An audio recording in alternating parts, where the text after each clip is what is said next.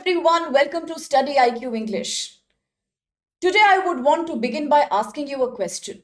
Do you think we can become the Viksit Bharat by 2047? Do you think it is possible to maintain the status of being the first five top economies of the world without adequate representation, without adequate empowerment of women?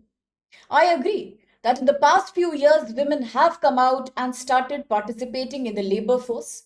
It is also true that many more women are now taking up to STEM education. Many more women are completing their higher education. All this is the dedicated effort of the Indian government, whether through policies like Beti Bachao, Beti Padhao, or through increasing participation of women in the Manrega scheme, the Skill India mission. But at the same time, there is a very disturbing trend also. And every day in the newspaper, we hear the reports that Indian women, as compared to the global average, as compared to the South Asian average, are way less represented in India's workforce. Why is it the case? Are women in India not working in sufficient number? Or could it be that they are working, but they continue to work as ghost employees? So, in this topic, let's quickly talk about important issues which span through your UPSC, mains, GS paper 1, social issues, GS paper 2, vulnerable communities in India, and GS paper 3, female labor force participation rate, the formal versus informal sector of Indian economy. So I will talk about concepts of feminization of poverty. I will talk about vulnerable unemployment and how does it feel to become a ghost employee in your country. So all these answer the one question: why are Indian women missing from the workforce? Or are they invisible? Now, looking at the female labor force participation rate, which means the percentage of women in the working age population, for example, 15 years to 59 years. In this age group, the number of women who are either employed, who earn some money, or who are actively looking for some job opportunity, all these are categorized as the labor force. And the number of women in this represents the women or the female labor force. We also know that India is one of the youngest countries of the world. You might be aware that the average median age of an Indian is only 28 years. And according to United Nations, until 2045, we will continue to enjoy the benefit of a youth bulge, a young active working population, which means we have tremendous human resource potential. But it is very unfortunate that this demographic dividend sometimes becomes a demographic disaster when adequate number of women do not participate in the labor force. If you look at the data, then the data shows some good, some positive development. For example, as per a report by the Periodic Labor Force Survey, it is estimated that there is a significant increase in the number of women who are in the workforce. A sharp increase in female labor force participation, which is typically called as the FLFPR. There is an improvement for sure because, say, from 23.3% in 2017 to 18, it has now become 41.7%. This is a massive improvement. Yes, that's true. But do we also realize that this improvement is just a number? It is just a statistical number. The reality is quite different. Majority of these women who are now estimated to be working in the labor force continue to work in the informal sector of the economy. It is that gray area of the economy which, although it contributes majorly to the GDP, but employees here do not get any benefit. No fixed salary, no proper job contract, no kind of social security or retirement benefit. And therefore, we call them victims of vulnerable unemployment. They are employed, but nobody says that they are employed. There is no paper proof of their contribution. So that is the very sad paradox here. I agree that the increase in women participation in the labor force from 23% to up to 42% in just the last 5 to 6 years is a positive development for sure. It also means that the government is now working towards delaying the marriageable age of girls, providing more job opportunities to girls, encouraging women farmers. All these are good developments. But at the same time, this jump also shows a misleading picture. So let us see why is it misleading and what are the real problems that haunt the lives of those women who are contributing to the workforce in our country. Now, the increase that I said, the numerical increase from 23% to 42% in just 5-6 years is primarily because rural women have started contributing much more to the labor force. The increase among rural women is about 47.6% as compared to urban Indian women, that is merely 25.4%. This jump is coming after years of stagnation. At the same time, you can also say that when you talk about the Manrega, the Mahatma Gandhi National Rural Employment Guarantee Scheme, which aims at giving about 100 days of assured work to people in the rural areas, people who are below the poverty line, people who are unemployed. In this Manrega program, we also see about 57.4% participation by women workers, and this is the data captured from 2023. So, all these are good. We might feel that it is something to be proud about. That yes, 42% women are in the labor force. In India, women participation in work is increasing, but the reality is slightly different. Let us not celebrate only numbers, but let us see the reality behind these numbers. Yes, these numbers are misleading because if you compare to the global average, then across the whole world, women participation in the labor force is above 65%. If you talk about the G20 countries, the group of 20, it is about 50%.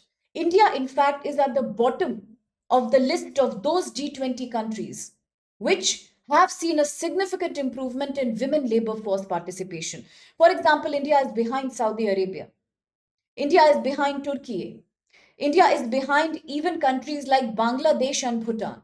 That means not only are we less as compared to the global average, talking about South Asian average, we are less there as well.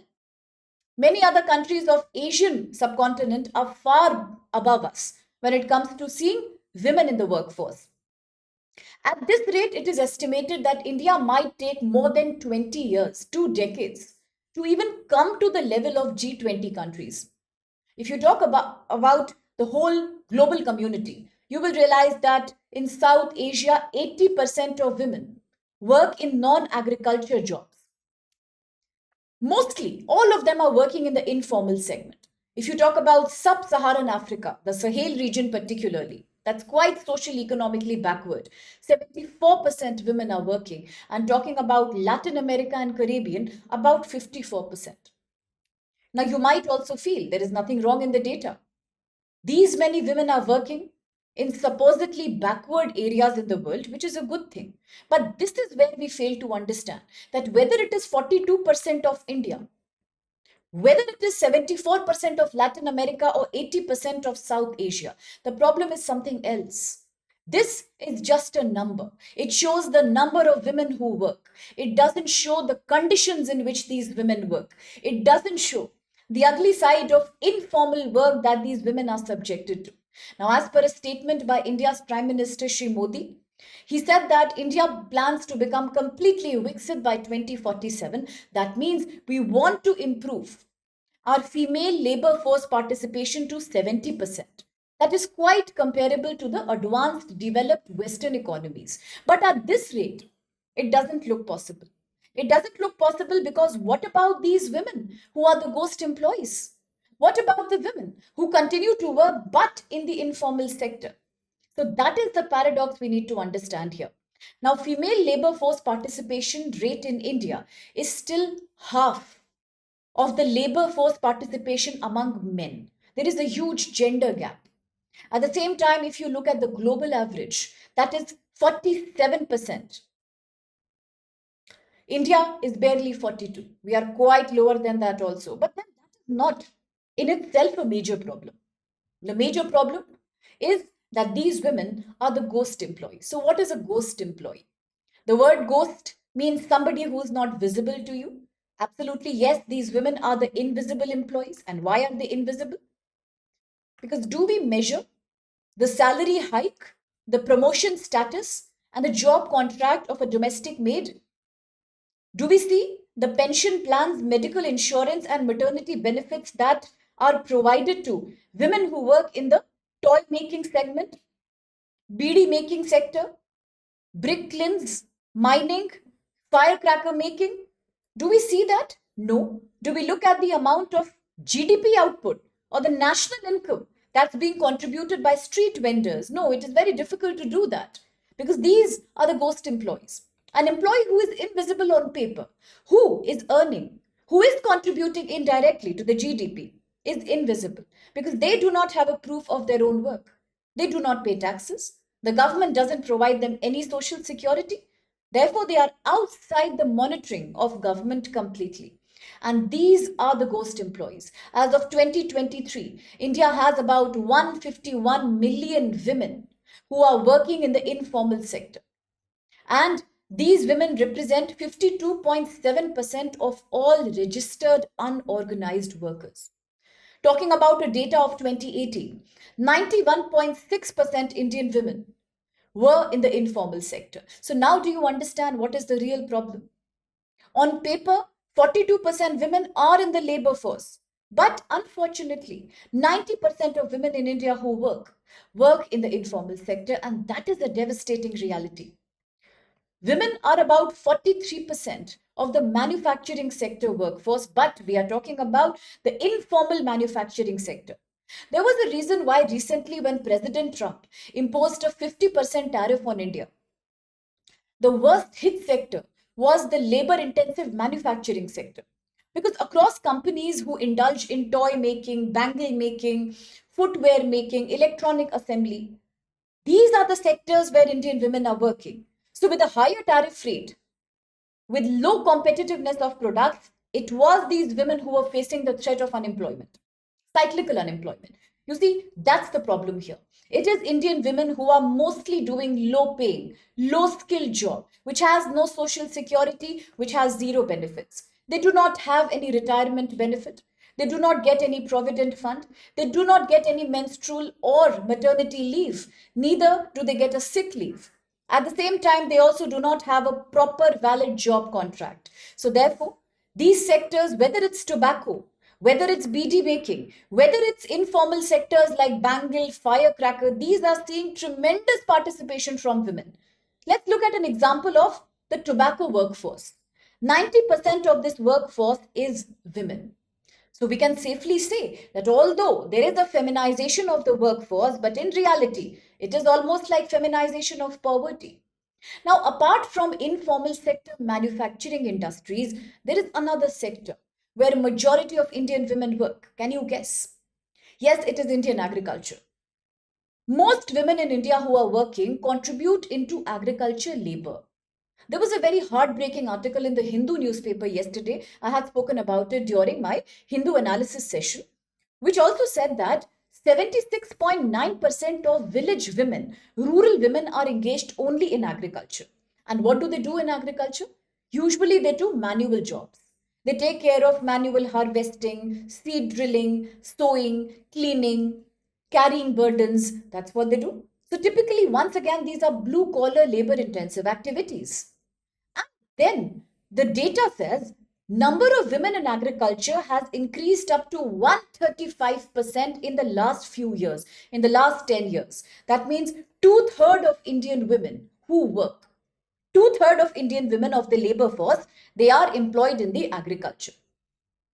Talking of agriculture as a sector, 64% of total agriculture force is once again women. So, which means if women are the major contributors in agriculture, what kind of work do they do? Yes, they do manual labor. Why do they do manual labor? Because once again, if you see the data, 50% of women in agriculture are treated like unpaid workers. They don't get any money. They are treated as family members, extra support workers, which means they experience disguised and seasonal unemployment. They are underpaid. 1 in 3 women who's working in Indian agriculture is unpaid, let alone underpaid, they are unpaid totally. Talking about land ownership, only about 14% of women are the owners of land, rest are all laborers. They are often not even recognized as farmers. Recently, you might have heard how the Indian government is focusing on empowering rural farmers, women farmers, by giving schemes like the Drone DD scheme. Under the Drone DD scheme, the plan was to engage women in using latest technology. Mechanization of agriculture needs more women participation. But the sad reality is, many women in India who continue to be soil tillers, who continue to own small plots of land, they are not even treated like farmers. They do not have any papers to prove that they can have an access to loan, to subsidy given by the government. There are so many yojanas, PM Kusum Yojana, PM Kisan Yojana, but these women don't get a benefit of that. They lack institutional help. Talking of income inequality, women regularly earn about 30% less than men for the same work that men do, and this is called gender pay gap. And if you talk about what impact does it have on the economy, it is very paradoxical. Despite increasing women participation in agriculture, the total gross value that was added fell down from 15 in 2017 to 14.4% in 24-25. When the government was asked, the government says no. This could be because of the COVID-19 disruption. This could be because the data was not captured, but we all know the reality. In rural areas, in agriculture, where women are the main workers, there is a massive gender pay gap that is existing. And if you look at some case studies, then we all might have heard about the Sivakasi fire making factory in Tamil Nadu. It is believed that 70% of employees here are women. Can you imagine the kind of workplace dangers that these women are exposing themselves to? Many times, such factories lack proper safety protocols, exit protocols. Women often get injured and they don't have any medical insurance. There was another article in the Hindu which said how in India less than 35% people have an access to institutional insurance plans. And these women are nowhere in that. Now, talking about the All India Beedi Cigar and Tobacco Workers Federation, it estimates that 95% of the total number of laborers are women when it comes to beedi manufacturing. Let alone those who make bricks, let alone those who make bangles, and let alone those who are working for apparel, footwear making. So hence, these are labor-intensive industries. And do these women have any safety? Do they have any welfare access? Not really. They face many issues, and one of the leading issues they face is a lack of adequate wage. Their salaries are not upgraded. They never meet up the inflationary pressure in the economy. They never have the right purchasing power. At the same time, they also have very poor working conditions. They do not have any access to hygiene and sanitation many times. Then they do not get any maternity benefit. They do not get any sick leave. There is no kind of insurance plan, no kind of retirement benefit at all. And at the same time, they also lack the power of making trade unions because informal sector of the economy is a loose sector. All across the country, the informal workers work for different industries and different agriculture lands. They don't have solidarity. They do not have that kind of professional bargaining capacity. So they lack trade union. They lack a forum that can represent their needs. Plus, they also have no benefits whatsoever. For example, there is a Workers' Compensation Act, Labor Protection Act, but these women are not covered. Now, very recently in 2020, the Indian government made a revolutionary move. It enacted the Social Security Act. The purpose was to bring the GIG platform workers, all the informal workers, in the ambit of social security. But has that been implemented properly? No. It is yet on the paper, the proper implementation of ground is missing even today. Which means informal workers, as compared to formal workers, have zero benefits whatsoever. At the same time, they also work in unsafe conditions. They are subject to occupational health hazards. And this explains why do we have a poor labor force participation? Not because women are not working, because the women who are working are invisible. They are the ghost employees. Yes, the labor force is feminizing, but at the same time, there is a feminization of poverty as well. Besides, there are many religious, cultural reasons, because of which there is a trend of early marriage, there is a trend of school dropout, and there is fewer women who participate in the STEM education: science, technology, engineering, maths. These are certain reasons, social plus economic plus demographic, that have contributed overall to poor Indian women labor force participation rate. Now let's have a look at the question quickly. With reference to women workers in India, in the informal sector, look at the following statements. 1. A majority of women workers in India are employed in the informal sector, mainly in agriculture and domestic work. 2. Women in informal sector are generally excluded from social security, which includes maternity benefits, leave policy, insurance and pension. And third, the Code on Social Security 2020 makes provisions for extending certain welfare schemes to the GIG workers. GIG, the online, flexible, part-time work, platform workers, and women in the informal sector. So which statement do you think is which statements do you think are valid? You can just post your answer here. It's not just about the answer. You can also post your comments, your views, any suggestion, any idea that you have regarding this topic. Please feel free to host it here and we can take it up as an interesting group discussion. Now, before I take your leave, here's a quick reminder. 3rd October, there is a sale that will end, but this could be a great opportunity because we are talking about the FastTrack batch sale. Yes, this is our Dashera Dhamaka sale where you will be getting English, Hindi, in English batches from a price that is as less as 7499 for all the GS Foundation batches and huge discounts on the optionals. Only at StudyIQ IAS. What do you need to do? You can use the code SPLIVE. Type the code SPLIVE that you can see here. And this will enable you to access the sale. Apart from that, we also have another offer where prices begin from 18,999.